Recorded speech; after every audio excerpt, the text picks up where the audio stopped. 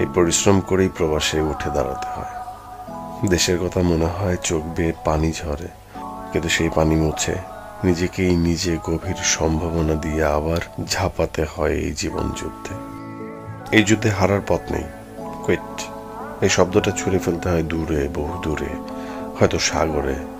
আগাতেই হয়, মনের সাথে সাথে শরীরটাকেও টানতে হয় সহ্যের সীমার খানিকটা উপরে। অঝোর ধারায় ঘাম ঝরে, কিন্তু ক্লান্তিকে প্রশ্রয় দেওয়া যায় না।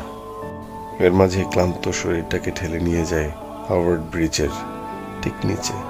মার কথা বারবার মনে পড়ে। দেশে আমাকে এক গ্লাস পানিও নিজের হাতে তুলে খেতে হয়নি, আর এখন